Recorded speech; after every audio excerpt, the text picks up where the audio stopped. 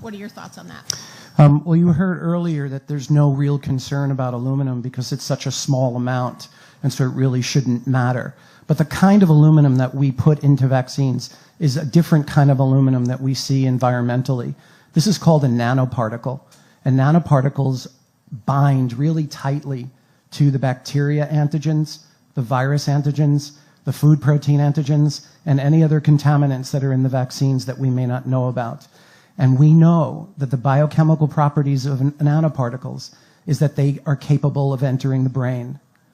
And so we have not evaluated the safety of the aluminum nanoparticle and its injection and where it goes when it gets into the body and whether it gets into the brain.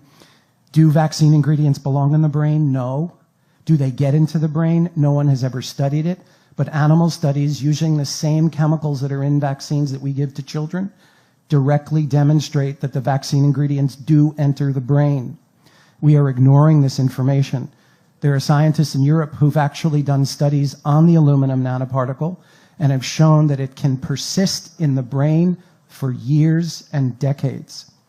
And so what we're seeing is a large outbreak of neurodevelopmental disabilities in adults, including Alzheimer's.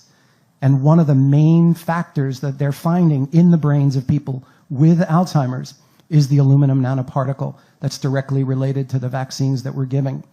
So we have never studied whether the aluminum that we're giving in vaccines gets into the brain, and we've never measured whether it stays in the brain and what it does if it does stay in the brain.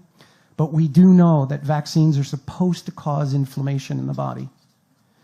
But we have more than half of our children with chronic inflamed conditions.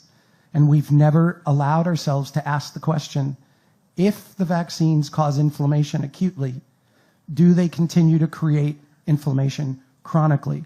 We have 1 in 5 with neurodevelopmental disabilities, 1 in 10 with ADD and ADHD, 1 in 35 with autism, 1 in 11 with asthma, and 1 in 20 under the age of 5 with seizures.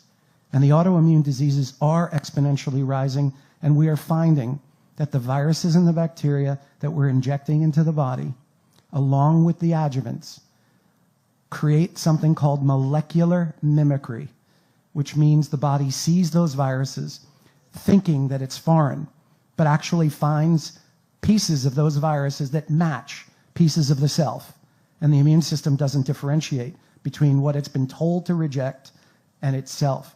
So it will turn the immune system on itself, leading to an autoimmune condition. We know this about hepatitis B, we know it about the Gardasil vaccine, and we know it about the flu vaccine. And we continue to say unequivocally that the vaccines have been studied effectively and that they're safe, and that's just not true.